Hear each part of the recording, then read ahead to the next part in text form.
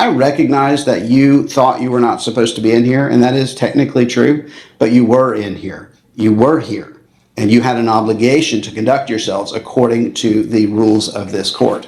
You also were not appropriately clothed. That's everything on the calendar. Let's talk with the walk-in, Mr. Shannon, who is in cuffs in the jury box, 22 SR 0913.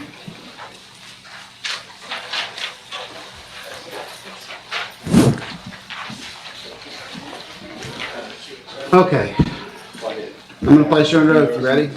Yes, sir. You solemnly swear or affirm the testimony you're about to give in this matter will be the truth, the whole truth, and nothing but truth, so help you God.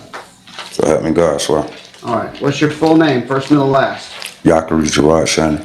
Mr. Shannon, what's your birth year? 1980? Yes, sir. Okay. And I have your middle name spelled two different ways. Spell your middle name for me. J-E-R-O-D. Okay, just one R. All right, so Mr. Shannon, you are currently in handcuffs, and you are walking in on 22 SR 0913. I'm going to put my history of my experience with you this morning on the record, and then you're welcome to do the same from your perspective. But my perspective is that you came in here to court, you sat on the second row back on my right, your left. And when I went over the PowerPoint, one of the things I asked was that folks not have sidebar conversations. You did speak to your person you were sitting with a couple of times. I let it pass. It was not loud enough to be disruptive. It was just loud enough for me to be aware. And they were very short conversations. Then what happened from my perspective is I'm up here trying to hold court, and suddenly you're talking so loudly that I can't hear the people that are talking to me up here. And when I look up, you're not facing your partner, you're facing me. And I don't have a clue what you were trying to say. And frankly, I don't care. So either you were talking very loudly to the person next to you while facing me, or you were trying to get information to me. But either way, I had to stop court and deal with it. What I had the option to do, and what I normally do at that point, is have a contempt hearing. And contempt can carry to 20 days in jail. I tried to extend a little bit of courtesy to you in my very frustrated moment and ask you to step out. You started to say something else. I ordered you to get up and leave my courtroom. When you did so, your pants were below your butt, and I could see your butt cheeks moving as you were walking out the door. I thought that was the second part that was completely inappropriate, and you said additional things as you were walking out. You may not remember that, and I may remember it wrong, but either way, I'm just trying to say that it's a drip, drip, drip of moments that frankly got me past my point of frankly caring. I specifically said, step out into the hallway. I specifically said it because I say it the same way every time. Step out into the hallway. When I sent them out to get you, you were gone. No one knows where you were, but you were certainly not in the hallway. And at that point, I said, forget it. He has a bench warrant. He is not here. I have not lifted the warrant. He has not entered the pretrial diversion program. Take him into custody when you see him, and I will go see him out at the jail. So I'm letting you know, from my perspective, how things have played out this morning. I would like to hear how things played out from your perspective this morning. Okay, Your Honor. I was told I was never supposed to step in your courtroom today. I was supposed to meet my public defender outside on the courtroom step, signed some paper, went to the probation office, and that's supposed to have been it. What I said was to my girlfriend over there, which I said once, I think I need to go call my public defender, see what's going on, because I should not be sitting here. I got places to be, like eat lunch with my child, and that's over with. And now I'm in handcuffs. When it's all supposed to be just a sign of paper and going to the probation office, and that's what I've been on about my way to Ann Street School to eat lunch with my child. Now I'm sitting here in front of you in handcuffs. The paperwork was signed. Your attorney and I spoke about it just to fill you in on your concerns. Your attorney was here early for court looking for you. Your attorney needed to leave. And so your attorney signed the paperwork, left it here. I think the solicitor's office had it. I saw it. and he needed to leave. I think he spoke with you before he left, I believe, and got you to sign everything up. He told me to sit in the hallway. I should never.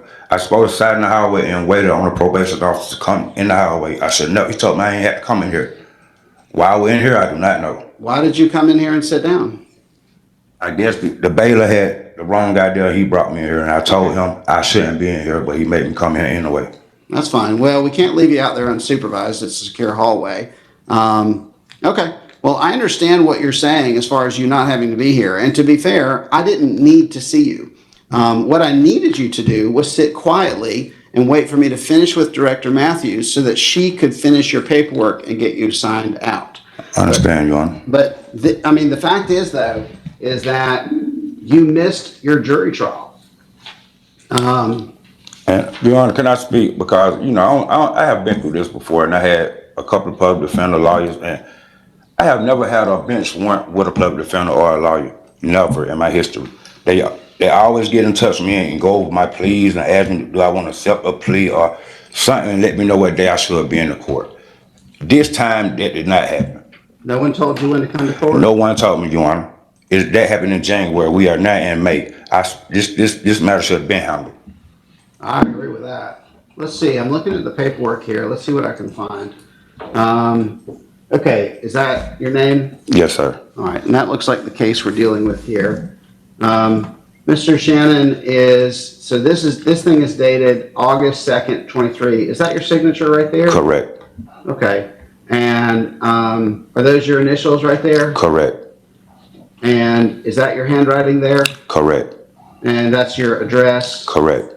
And then coming up here, it says January 8th of 2024? Correct. All right, so you just said that you were not notified of your court date, and yet we just reviewed the document where not only were you notified, but you signed it and initialed it and filled out your application. Yes, in August. I'm aware of that. Let's not cut each other off. I'm sorry, Your It Honor. makes for not a good record. So now I'm going to ask you what you were about to say, which is help me understand how your testimony under oath is that you were not notified of the court dates, yet I have it here where you were. Okay. I mean, August is how many months from January? There's a lot going on in my life, Your Honor. And the court did let me and my lawyer know they would not be notifying me, so my lawyer and I would have to be aware of our court date come up in January. Which having a lawyer, I mean, if I was a lawyer, my client would never have a bench warrant. That's what I want to say, Your Honor. Okay. All right. Well, Mr. Shannon, I'm more turned around now that we've had this conversation than I was, because you've provided me testimony under oath that nobody notified you of your court date. At all. And then I am the one who have pointed out to you that you were notified and that you actually received a copy, because it's a pull apart form where you get one and your attorney gets one and then the clerk gets the original, which means somebody somewhere handed you. See, this is where you cut me off again, and it's very frustrating because I am giving you opportunities to speak, and I will continue giving you opportunities to speak, but you don't give me opportunities to speak. You keep cutting me off. So, and let me just say it real clear, Mr. Shannon, only one of us is going to run this courtroom in this hearing, and it is not going to be you. Is that clear? Very clear, Your Honor. Good. Don't interrupt me again. Yes, sir. And I will not interrupt you. I want to hear what you have to say, but I will not tolerate you interrupting me anymore. Yes, sir. I have printed a copy of this for you, Mr. Williams, if you'll give that to him. What I was trying to say, Mr. Shannon, is that you said a moment ago, under oath, that you were not notified of your court date until I reviewed that with you, and now you're saying that you were notified, but you forgot. I'm now more frustrated because we've had this huge interaction, and I didn't even get to the part where when you came back into this courtroom, you were wearing a hat. And I'm just like, of course you were wearing a hat when you came back into my courtroom. Like, of course that's what's happening. So you need to talk me out of just putting you in the jail and seeing you next Wednesday, because that is the solution in my book to this issue. Your Honor, let's start over. I'm sorry for disrupting your courtroom this morning. My apology. But what I'm trying to say is, yes, I was notified in August, but I was a long way from January. So by me having a public defender, I was expecting my public defender at least in January, somewhere in January, to get me to come at least talk about my case. Because Cause that's how it normally happen for me. But this time it did not happen, so here we go in May trying to resolve this case that should have been resolved in January. All I'm saying. Okay. All right.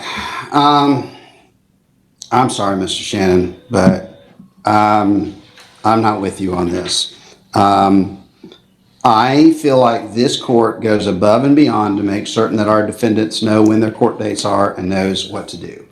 So not only did you sign for it, but then you provided me with patently false information under oath, which is a felony, that you were not notified until I had to show you the document showing where you signed it. Up in Superior Court, they just mail you your notice and it's still valid service. We go above and beyond here. You came into court, you were continually talking to your person there. You were continually disrupting. I let it pass a couple of times until you got so loud that you weren't supposed to be there. I recognize that you thought you were not supposed to be in here, and that is technically true, but you were in here. You were here, and you had an obligation to conduct yourselves according to the rules of this court. You also were not appropriately clothed, and your private parts were visible, which is another issue. And then most important of all, when I asked you to step out into the hallway, you disappeared. I called your case again, you did not answer.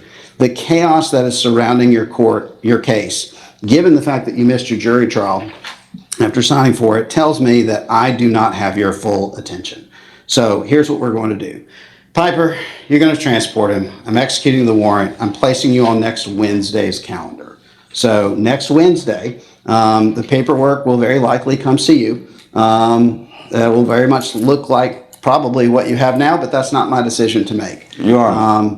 You see, there you are, interrupting me again, right in the middle of me trying to tell you what we're doing. I do want to hear from you, but again, I already told you, don't interrupt me again. You're going to go next Wednesday at 9 a.m. They're going to come see you. You will have an opportunity to try to resolve your case again. If that's the case, then you will get a chance to, if they're offering it still, you'll get a chance to do the pretrial intervention program. Okay, now I want to hear what you have to say. Is there any kind of way I can just pay this off and be done with this today, Your Honor? Well, that's what was on the table. I'm sorry, I cut you off. That's my bad. I'm sorry, Your Honor. No, that's on me. For everything that happened today, I am sorry. Because this would have been a great day for me. I supposed to came here, signed some paper, went on about my day. Now I'm in handcuffs, Your Honor. I know you're a great person. Just give me one more chance. I'm a great person also. I did go outside, call mad, to get some air smoke, smoke my vape, Your Honor. And you did tell me to go to the hallway. I'm sorry for that. Well, I have a lot going on, sir. And 5 days in the county jail, I mean, it's not something I can really afford right now. Sure. Ma'am, I strongly suggest you keep your audible size to yourself. Understand me? I apologize for her, sir. I strongly suggest. Can we please resolve this? Noise, ma'am. Can we please resolve this today, Mr. right now? Shannon, please, Your Honor. I need to put one more thing on the record. This is your 24th case in this court. And I have 00A5, possession of alcohol under 21, 0SR 11627. I have 00SR 2600, 00SR 432, 00SR 7538, 02SR 11908, 02SR 1713, 02SR 912, 03SR 6180, 04R, that one's a felony, 364, 03SR 6180, 04R 364, another felony, 06SR 1368, 06SR 1653, 08SR 6956. 10R, another felony, 641. Then we jump forward to 22SR 913, this case, and then we jump backwards to 99SR 4720, 99SR 5388, and 99SR 8185. So that's not quite 24, I counted that wrong, but it's over 20. So, Mr. Shannon, it's very clear to me that you have a long and distinguished history with this court. I don't have your attention, and I'm about to get it. So, Piper, you can take him. So, They will be out And to I see just you. want you to know I'm a changed man since all those cases. You can see how many years those cases have been. So you can see that I'm a changed man, Your Honor. I was hoping that, but your interactions with me today do not Okay. show that. So, but hey, I'm not gonna have this discussion with you anymore. We both heard everything we need to hear, and you need to quietly Thank go you. with Piper. Thank you. All right, it's 10:54. Issue the warrants, forfeit the cash bonds. All I've done today is execute the warrant that was already stamped.